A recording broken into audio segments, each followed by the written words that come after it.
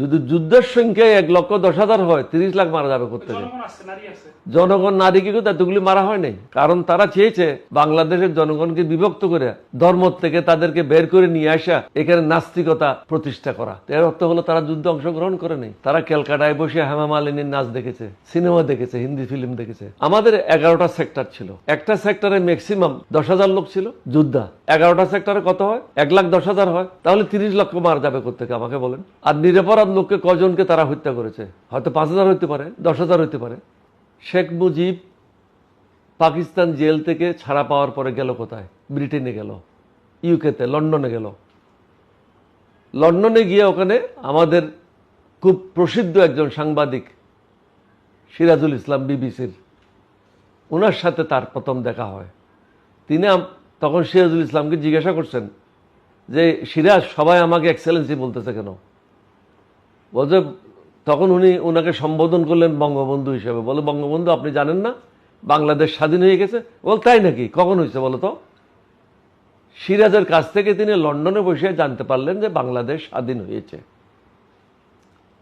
তখন সিরাজের কাছে জিজ্ঞাসা করেছিল, এখানে কি কি হয়েছে বলো? বলছে, শুনেছি 3 লাখের মতো লোক শহীদ হয়েছে। তো 3 লাখকে উনি ইংরেজিতে 3 মিলিয়ন বলে ফেলছিলেন। এটাই সিরাজুল ইসলামের বইতে লেখা আছে।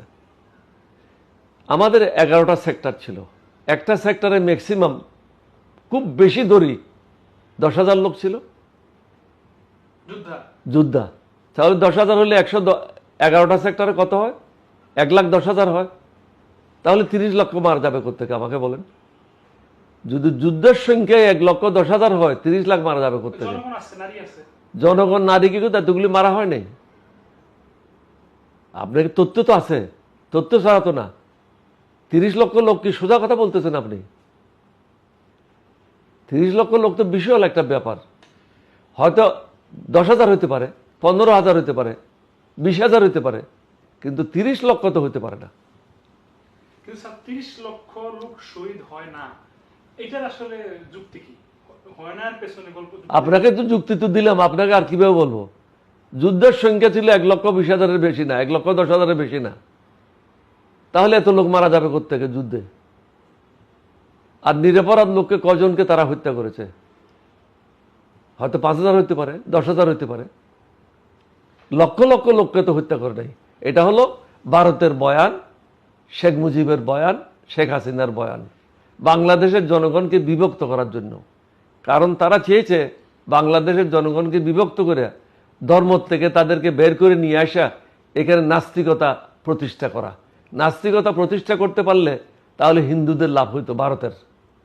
কারা আজকে লাভবান? হাসিনার আমলে কারা লাভবান হয়েছে? ভারত লাভবান হয়েছে, বাংলাদেশকে বিক্রি করে খেয়েছে, বাংলাদেশকে এগিয়ে যেতে দেয় নাই।